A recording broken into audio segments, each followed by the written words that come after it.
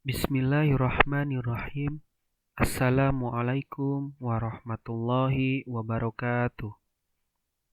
Alhamdulillah, sekarang kembali lagi bertemu dengan Bapak. Bapak akan menjelaskan sebuah materi untuk pertemuan hari ini, tetapi sebelumnya alangkah baiknya kita berdoa terlebih dahulu. Bersama-sama kita bacakan Bismillahirrahmanirrahim. Sebelum ke materi, ada kompetensi dasarnya terlebih dahulu, yaitu kompetensi dasarnya yang pertama 3.1 memahami konsep ruang, lokasi, distribusi, potensi, iklim, bentuk muka bumi, geologis, flora, dan fauna, dan interaksi antar ruang di Indonesia serta pengaruhnya terhadap kehidupan manusia dalam aspek ekonomi, sosial, budaya, dan pendidikan. Yang kedua, 4.1 menjelaskan konsep ruang, lokasi, distribusi, potensi, iklim, bentuk muka bumi, geologis, flora dan fauna, dan interaksi antar ruang di Indonesia serta pengaruhnya terhadap kehidupan manusia di Indonesia dalam aspek ekonomi, sosial, budaya, dan pendidikan. Nah, itu adalah kompetensi dasarnya. Selanjutnya, ada materi pembelajaran untuk hari ini, yaitu tentang dinamika kependudukan Indonesia.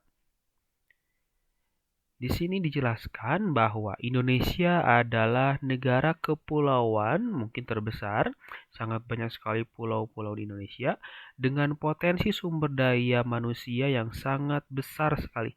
Jumlah penduduk yang tinggi di Indonesia mencapai 256 juta jiwa, itu ketika sensus tahun 2015. Jumlah penduduk tersebut merupakan hasil dari dinamika penduduk. Dinamika penduduk adalah perubahan jumlah penduduk pada suatu wilayah yang disebabkan oleh 3 faktor, yaitu angka kelahiran atau natalitas, kemudian kematian atau mortalitas, dan perpindahan atau migrasi. Selanjutnya, yang pertama, jumlah penduduk Indonesia memiliki jumlah penduduk yang sangat besar. Berdasarkan data kependudukan dunia tahun 2015, jumlah penduduk Indonesia menepati urutan keempat di dunia setelah Cina, mencapai 1.372 juta jiwa. India 1.314 juta jiwa, dan Amerika Serikat mencapai 321 juta jiwa. Jumlah penduduk Indonesia mencapai 256 juta jiwa. Itu ketika sensus tahun 2015. Yang kedua, persebaran penduduk. Persebaran atau distribusi penduduk adalah bentuk penyebaran penduduk di suatu wilayah atau negara. Apakah penduduk tersebut tersebar merata atau tidak? Persebaran penduduk dapat dikenali dari kepadatan penduduk. Kepadatan penduduk merupakan indikator adanya perbedaan sumber daya yang dimiliki suatu wilayah. Wilayah yang memiliki sumber daya yang lebih baik itu sumber daya fisik maupun manusianya, akan cenderung dipadati oleh penduduk. Jadi kalau misalkan banyak sekali sumber daya alamnya di sana, maupun dari fisiknya atau manusiawinya, pasti akan padat sekali penduduknya. Contohnya, kota Jakarta menjadi kota atau ibu kota kita. Ibu kota, kemudian eh, di Jakarta itu banyak sekali industri-industri, kemudian perusahaan-perusahaan, kemudian tempat bisnis dan sebagainya. Makanya dari wilayah yang lain pun pengen datang ke Jakarta itu untuk mendapatkan pekerjaan. Pasti akhirnya di Jakarta tersebut akan menjadi kepadatan penduduknya. Mungkin kalian pun sekarang sudah tahu Jakarta seperti apa. Selanjutnya, Pulau Jawa adalah daerah yang sangat subur dan telah lama berkembang dengan pertanian tradisional. Pulau Jawa sangat banyak sekali sumber daya alamnya. Contohnya kalau dulu itu Soreang itu menjadi lumbung padi terbesar di Indonesia.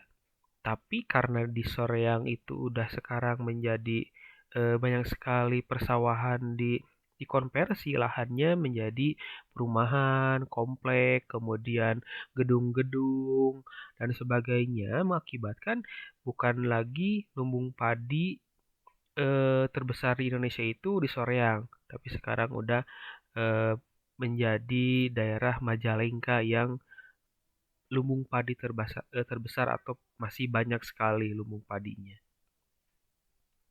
Sekarang Soreang udah banyak sekali jalan tol dan sebagainya mengakibatkan ya banyak sekali yang dikonversi lahannya.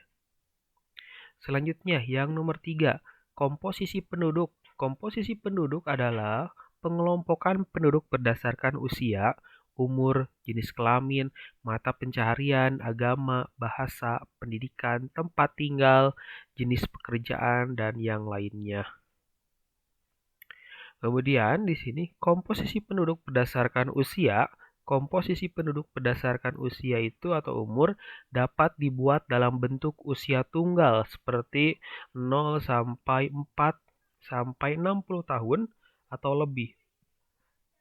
Komposisi penduduk dapat juga dibuat berdasarkan interval usia tertentu seperti 0 sampai 5 tahun itu usia balita, kemudian 6 sampai 12 tahun usia SD, 13 sampai 15 tahun itu usia SMP, kemudian 16 sampai 18 tahun itu usia SMA, kemudian 19 sampai 24 tahun usia perguruan tinggi, 25 sampai 60 tahun itu usia dewasa, dan 60 tahun lebih dari 60 tahun itu adalah usia lanjut. Nah, itu adalah komposisi penduduk juga atau dapat dibuat berdasarkan usia produktifnya. Usia non-produktif, misalnya usia 0 sampai 14, itu usia belum produktif. Kemudian 15 sampai 64 itu usia produktif. Dan usia lebih dari 65 itu tidak produktif. Mungkin silakan kalian itu di komposisi penduduk yang mana? Apakah tidak produktif, belum produktif, atau udah produktif, atau tidak produktif? Selanjutnya, yang kelima, keragaman etnik dan budaya masyarakat Indonesia merupakan masyarakat yang memiliki suku bangsa dan budaya yang beragam. Banyak sekali suku bangsa di Indonesia dari segalanya, agamanya, atau bahasanya, atau kebudayaan, dan sebagainya. Sangat kaya sekali Indonesia. Suku bangsa sering juga disebut etnik. Menurut Koen Jaraningrat, suku bangsa berarti sekelompok manusia yang mempunyai kesatuan budaya dan terikat oleh kesadaran budaya tersebut sehingga menjadi identitas.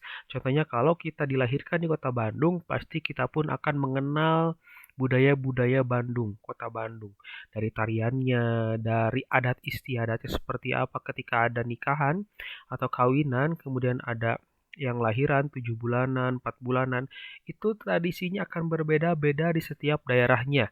Mungkin kalian pun sudah pernah melihat cara kebudayaan nikahan di Kota Bandung, Sunda, etnik Sunda, kemudian Batak seperti apa dan sebagainya. Banyak sekali. Selanjutnya, di sini nomor 4-nya, sebelum nomor 5, pertumbuhan dan kualitas penduduk. Pertumbuhan penduduk adalah keseimbangan dinamis antara kekuatan yang menambah dan kekuatan yang mengurangi jumlah penduduk. Kemudian, selanjutnya di poin A, rumah adat Indonesia kaya akan budaya dengan terdapatnya wujud keanekaragaman budaya bangsa kita yang tersebar di berbagai provinsi pada umumnya. Kalian pun sudah tahu banyak sekali rumah adat di Indonesia. Bandung, Jakarta, Jawa Timur, Yogyakarta, dan sebagainya. Banyak sekali. Selanjutnya, ada pakaian adatnya. Akan berbeda ketika nikahan di Jawa Barat dengan nikahan di Jawa Tengah. Bajunya, cara riasnya, atau kebudayaannya, tariannya, dan sebagainya. Kalian pun akan tahu. Tarian daerah. Contohnya kalian sudah pernah tahu mungkin di Kota Bandung tarian Jaipongan. Kalau bela dirinya ada silat, kemudian Ada kalau di daerah lain ada tari piring, tari kecak, itu dari daerah mana. Itu banyak sekali ciri khas negara Indonesia. Kita bangga tinggal di Indonesia dengan sungguh banyak sekali kekayaan atau keanekaragamannya. Dari makanan khususnya, dari barusan orang rumah adatnya, pakaian adatnya, tariannya, itu sangat kaya sekali. Dan sumber daya alam yang dimiliki oleh Indonesia itu sangat melimpah. Kita bangga tinggal di Indonesia. Nah, mungkin dicukupkan sekian materi yang Bapak sampaikan untuk pertemuan hari ini. Mohon maaf kalau ada kata-kata yang salah kepada kalian. Kita ketemu lagi nanti pertemuan selanjutnya. Terima kasih atas perhatiannya. Wassalamualaikum warahmatullahi wabarakatuh.